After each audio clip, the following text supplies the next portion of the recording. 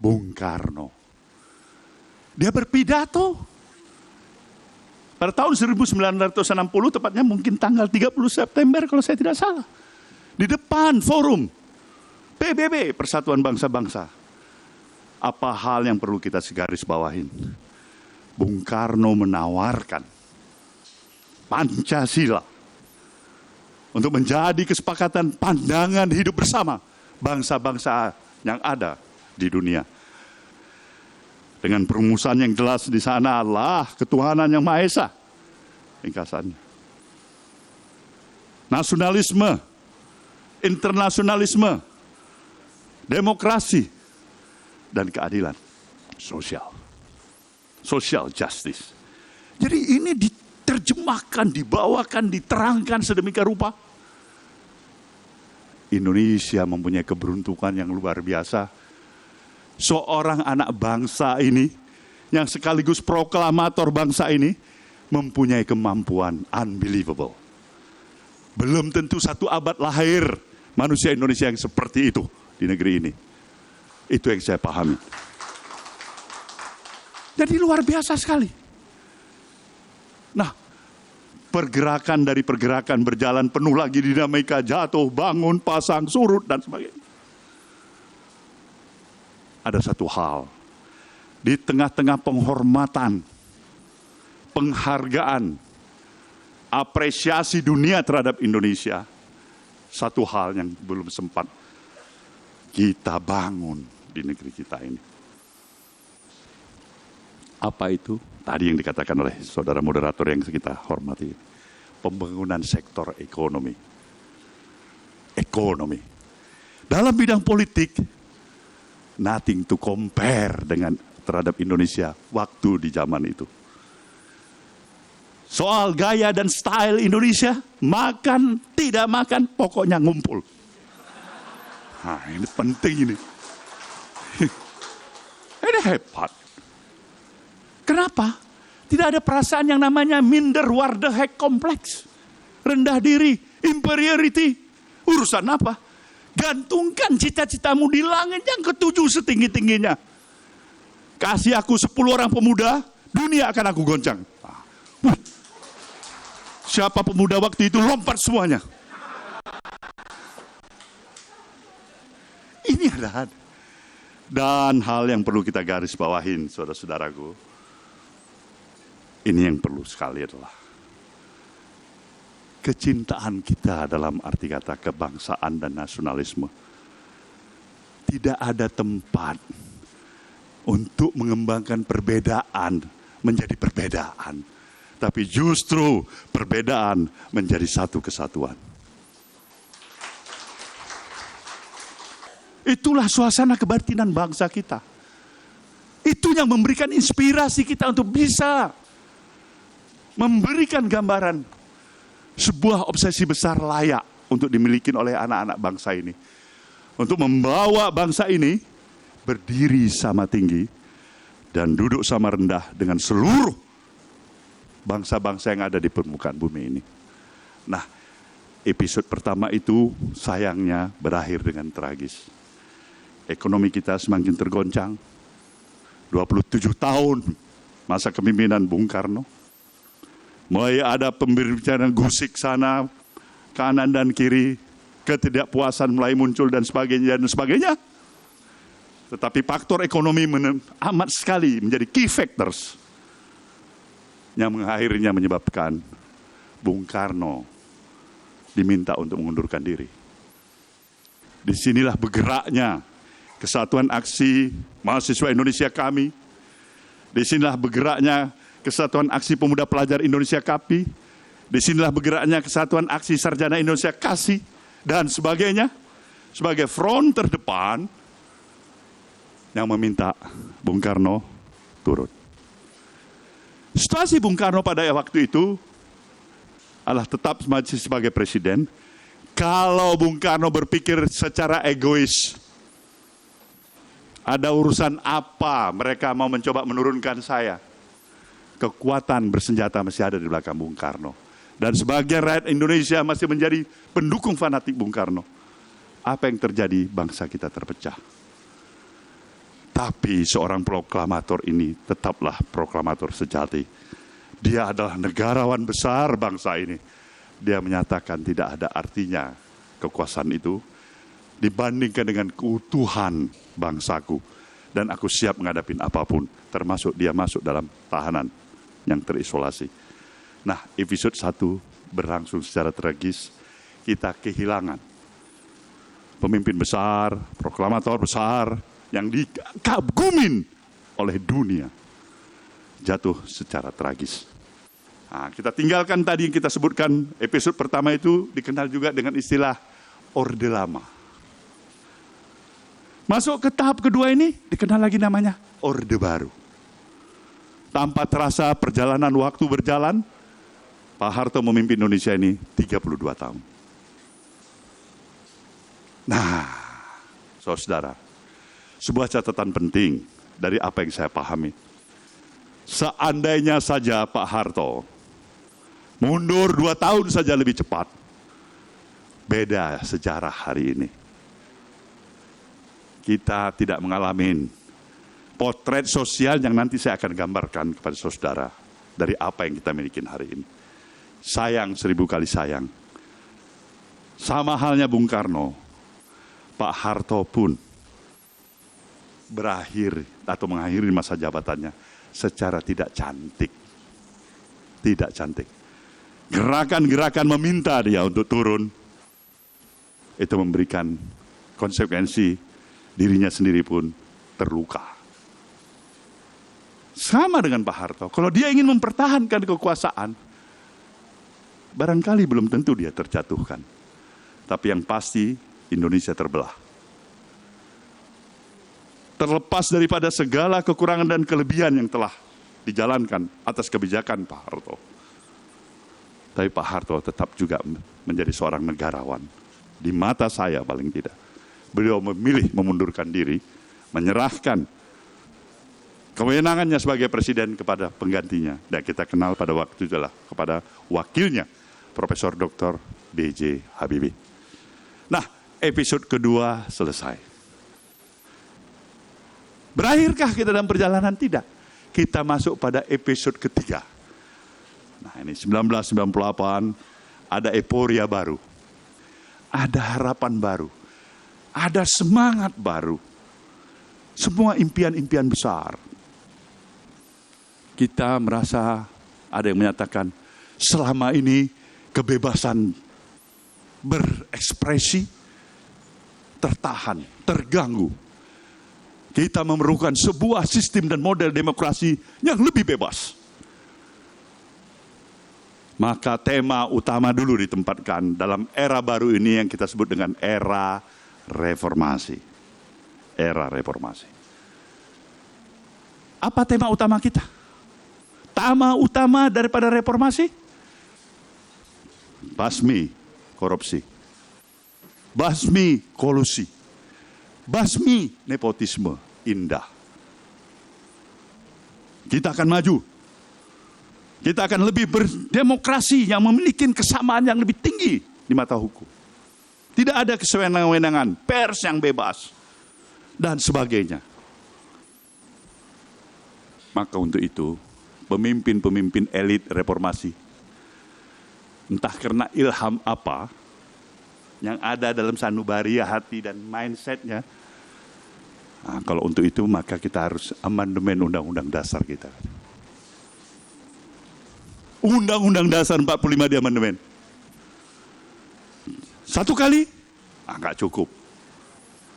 Tambah lagi dia, terlalu asik mengamandemen Undang-Undang Dasar kita.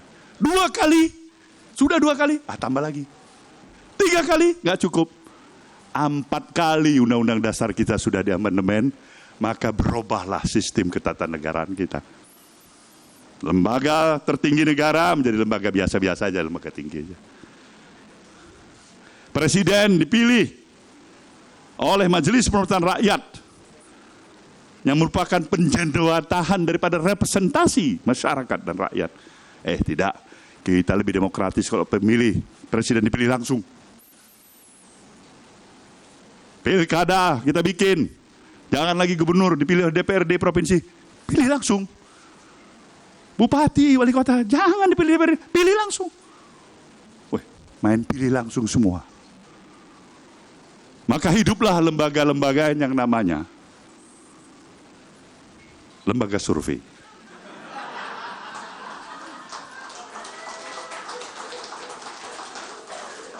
Tapi berhentikan di situ tidak. Yang paling menarik lagi, supaya kita berhasil demi keinginan membangun negeri ini kuat, ini selama ini eksekutif kita ini terlalu dominan. Kita coba ganti sedikit dia, supaya parlemen kita lebih kuat. Maka hak prerogatif presiden, pengangkatan Kapolri aja harus persetujuan dewan. Kita sombong dengan keinginan memerlukan transparansi. Kita mau clean government, kita mau transparansi, kita mau etos, kita mau disiplin, kita mau bermoral, kita mau bersatu. Lama-lama tidak ada satupun yang kita peroleh. Apa yang terjadi, saudaraku? Hadirin yang saya muliakan. Tanpa kita sadarin, lahirlah lembaga-lembaga ad hoc. Ingat baik-baik, lembaga ad hoc. Untuk mendukung kehadiran clean government dan transparansi. Kita terlalu genit, kita mau semuanya. Apakah suasana kebatinan kita di negeri ini masih kokoh dalam penghormatan terhadap pluralisme kemajemukan yang ada di negeri kita sendiri?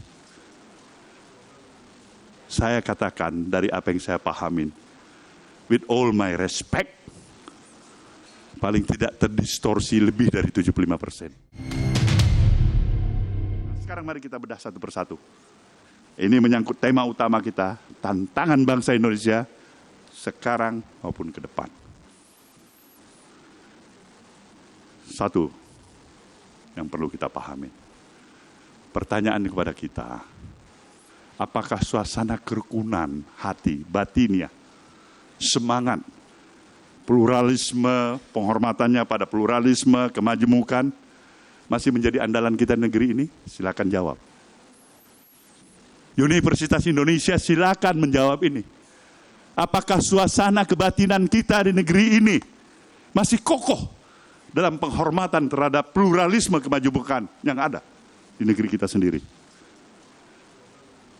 Saya katakan dari apa yang saya pahamin, with all my respect, paling tidak terdistorsi lebih dari 75%. Sedikit-dikitnya kita reduce itu 75%. Kita tidak menempatkan itu lagi sebagai salah satu kekuatan kita menjalankan kehidupan kemasyarakatan berbangsa dan bernegara.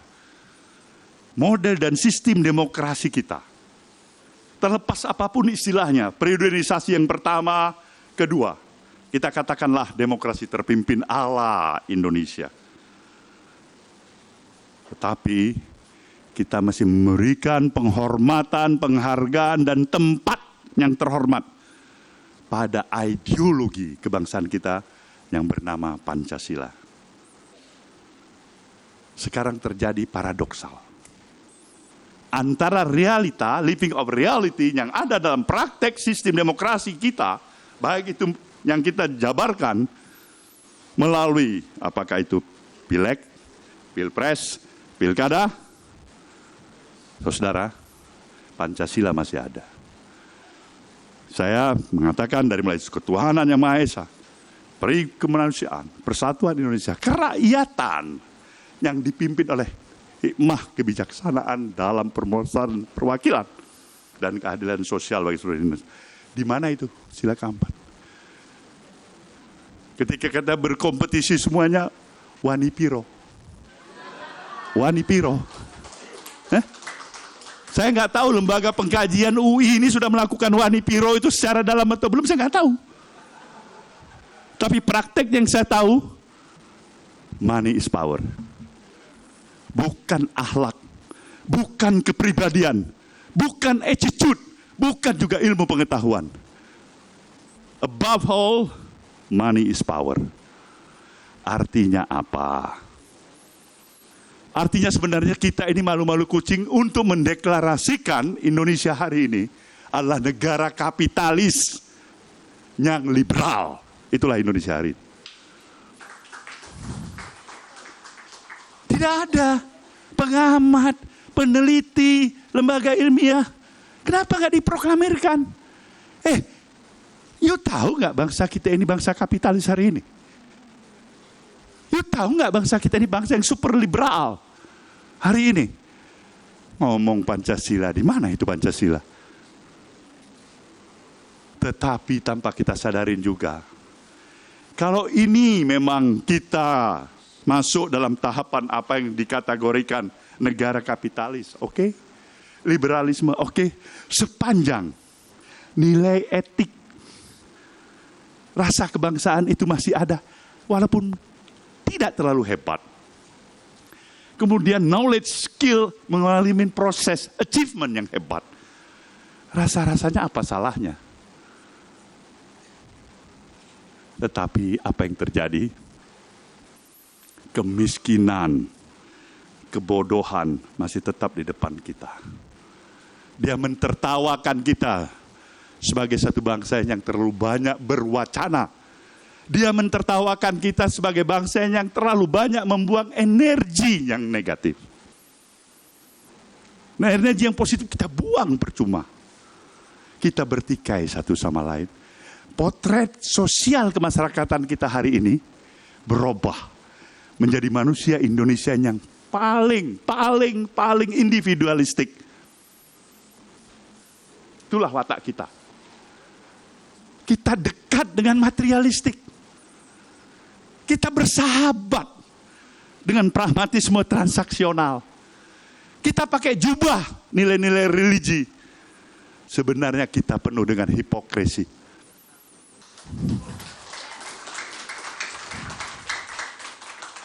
Inilah kita. Kesedihan kita. Jadi kalau ditanya tantangan kita ke depan itu apa? Bagaimana? Nah, jawaban yang normatif saya sebutkan adalah tantangan kita hidup bersaing dan berkompetisi dengan globalisasi. Maka penguasaan teknologi, informasi, modernisasi harus kita miliki. Salahkah itu? Tidak salah. Memang itu tantangan kita ke depan. Kita harus mewaspadai menurunnya sumber daya kekayaan alam kita. Fosil tidak bisa lagi berkembang, kita pertahankan. Dia akan semakin menurun. Wah. Ketika ekses pertambahan penduduk kita yang tidak terkendali untuk apa?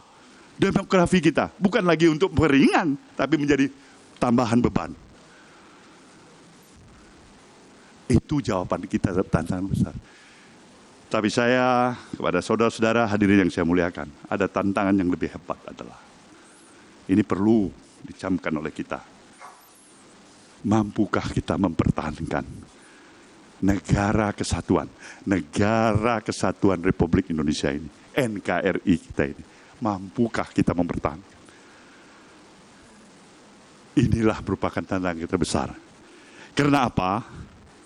Karena ekses daripada sistem yang ada pada hari ini, yang tumbuh, berkembang, adalah aliran yang non-Pancasila. Yang tidak ada ikatan emosional, otak hatinya, empatinya, pada komitmen kebangsaan nasionalisme Pancasila. Ada ideologi baru yang ditawarkan. Entah apa bentuknya, saya minta penelitian dari Universitas Indonesia. Ini tantangan kita. Maka kaum garis keras radikalisme ada di mana-mana. Dari mulai anak PAUD sampai kepada profesor, doktor, radikal. Jangan katakan itu tidak ada dalam kehidupan kita. Ini tantangan kita bersama, dan ini adalah masalah kita bersama. Saya adalah bahagian daripada anak-anak bangsa ini yang masih mempunyai keyakinan dan harapan. Sertain doa. Dengan seluruh pengorbanan yang telah dilakukan oleh para syuhada bangsa, proklamator bangsa, saya masih menaruh harapan. Kita masih punya hati dan empati untuk berjuang sepenuh tenaga agar negara kesatuan Republik Indonesia ini tidak boleh berubah. Kita boleh berbeda apapun juga, Tapi dalam satu hal dan komitmen, kita Indonesia. Kita bukan Amerika, kita bukan Eropa, kita bukan Arab. Kita adalah Indonesia. Mohon maaf atas segala kekurangan yang ada. Catatan tidak dibaca. Ini adalah, katakanlah, luapan ekspresi dari apa yang saya pahamin dan kegelan hati. Dan menaruh harapan pada universitas yang paling terhormat, terharga ini. Universitas kita, Universitas Indonesia sebagai Center of Excellence yang membangun kemajuan bangsa dan negara yang kita cintai. Tadi beliau menyebut ada radikalisme, ada non-Pancasila, ada gejala demokrasi yang super liberal kita praktekkan di sini dan lain-lain. Itu dikatakan adalah lemahnya bela negara. Jadi beliau sudah memiliki kampus bela negara. Saya kira mungkin penting juga nanti di dalam jawaban tanggapan untuk menjelaskan seperti apa ke depan bagaimana bela negara kita akan dibangun sebagai bangsa yang mampu seperti satu benua ini bisa terbangun dengan baik. Saya kira kita memiliki waktu yang saya lihat ini kurang lebih 30 sampai 1 jam untuk berdialog. Sehingga kami harapkan tanggapan dari Flor ya. Satu tadi yang paling depan, Ketua Kajian Wilayah Eropa, Ibu Dr. Eni. Yang kedua dari Mbak Ratna dari UI, silakan. Bapak, saya ada 2 pertanyaan cepat saja. Tadi yang Bapak sampaikan adalah tantangan bangsa Indonesia kini dan ke depan secara internal ya Pak. Tetapi kemudian dikatakan juga bahwa Bapak mempunyai sekolah bela negara. Kalau ada bela negara, sebenarnya kita sedang mengantisipasi ada ancaman. Ancaman bisa dari luar, dari dalam. Tadi kita sudah dengarkan ancaman dari dalam Bapak. Saya ingin Bapak menyampaikan apa ancaman yang mungkin dari luar terhadap kita. Itu terkait dengan global studies. Jadi kalau Bapak menyampaikan pikiran Bapak, barangkali nanti kami akan sampaikan kepada para peneliti dan mahasiswa kami. Dr. Aning ya, apa saya salah benar? Ada beberapa hal. Saya pikir tidak hanya menghadapi agresi militer. Bukan itu. Saya sampai hari ini belum melihat dasar dan kepentingan dari negara-negara, terutama di kawasan kita, negara tetangga dan sebagainya, untuk kita bersiap-siap menghadapi agresi militer. Tetapi ada tantangan yang tidak kalah pentingnya. Tadi kalau saya katakan memang bagaimana berkompetisi dalam menempatkan positioning keunggulan sumber daya manusia, itu saya pikir sudah pasti. Kita tidak bisa lagi mengandalkan menjadi champion dalam berkompetisi dengan positioning geografis kita, dengan sumber daya kekayaan alam kita. Tidak. Ada pergeseran sekarang. Negara-negara yang tidak memiliki kemampuan seperti apa yang kita miliki, sumber kekayaan daya alam yang hebat, tapi dia sudah bisa membuktikan bagaimana dia hadir sebagai negara maju. Kalau usah jauh-jauh. Kalau mau lihat tetangga kita aja. Tetangga itu kita bagi 2 aja barangkali. Sebuah catatan. 1 Malaysia, 1 Singapura. Malaysia apa yang dia tidak belajar dulunya dari Indonesia? Dia belajar penuh. Mengirimkan siswanya untuk belajar, mahasiswanya ke Indonesia. Dia belajar migas dari Indonesia. Petronas belajar dari Pertamina. Termasuk cara menanam kelapa sawit. Sekarang hari ini, kita yang mengirim siswa kita ke Malaysia. Kita yang mencoba untuk bikin berobat juga orang-orang kita di Malaysia. Kita salah berkompetisi dengan keunggulan kelapa sawit yang mereka miliki. Atau produk-produk mereka. Itu satu sisi. Sisi kedua Singapura barangkali. Tempat lain. Apa yang dimiliki sumber daya kekayaan Singapura itu? Kalau Malaysia mesti ada sawit. Mesti ada karet. Singapura apa Bu? Di mana pohon karet ada di Singapura? Di mana ada pohon kelapa sawit di Singapura? Bagaimana? Apakah dia memiliki sumber migas Apakah ada minyak di bumi Singapura? 1 barel saja satu hari. Kita masih 878.000 barel per hari ini. Tapi pernah mencapai 1,1 juta. Nah, Singapura nggak pernah deh. Sejarah tidak pernah, hari ini tidak, entah ke depan saya nggak tahu. Tapi dia memiliki refinery, penyuling minyak. Ini paling aneh. Bangsa kita paling aneh. Kita yang menjadi produsen, kita nggak memiliki refinery. Dia yang bukan produsen, dia memiliki refinery. Ada sesuatu yang salah. Nah, ini banyak hal yang kita kupas, Ibu. Ini saya mau mengundang Anda duduk bersama saya nggak di forum ini. Nah, karena terlalu luas. Intinya adalah memang kita harus bersiap menghadapi tantangan dari luar tadi, termasuk ekspor ideologi. Ada, Bu. Jangan pikir tidak ada. Jangan juga pikir bahwasanya Pancasila yang kita tidak hargain di sini dengan seluruh turunannya yang menyangkut manifestasi perilaku kehidupan sebagai way of life, way of thinking hanya berhenti di Indonesia. Yang paling ironis Pancasila itu lebih laku di luar negeri. Adat istiadat, kortesi, kesantunan, komitmen, berkompetisi dalam harmoni, penghormatan pada ketuhanan yang Maha Esa, yang betul dengan tulus, diamalkan di luar negeri, ditinggalkan di negeri kita sendiri. Ini ada perubahan mendasar. Nah, itu yang kita cerita nantinya. Nah, itu yang saya bisa jawab. Saya Rahma, Pak. Assalamualaikum warahmatullahi wabarakatuh. Shalom. Pertanyaan saya singkat saja, Pak Surya Paloh yang terhormat. Baru-baru ini kan beredar bahwa ada isu Bapak akan mengusung Pak Anies Baswedan menjadi presiden di Pilpres 2024. Nah, pertanyaan saya singkat sih, Pak. Apa isu itu betul? Terima kasih.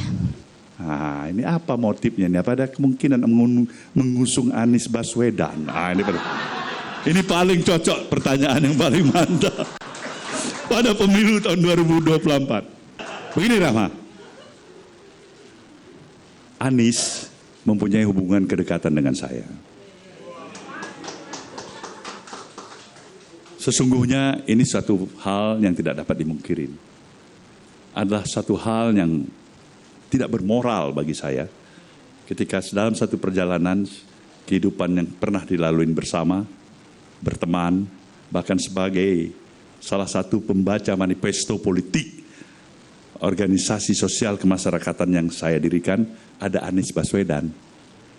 Bersama dengan tokoh-tokoh bangsa lainnya. Ada juga Ahok. Dua-dua ini adalah adik saya.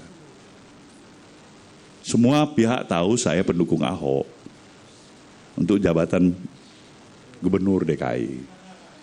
Ahok kalah, Anies menang. Udah lama saya nggak berbicara pada Anies. Anies datang, kepingin jumpa dengan kakaknya. Saya sambung. Wartawan tanya, tadi ngomong apa aja? Apa mau calonkan Anies tahun 2024?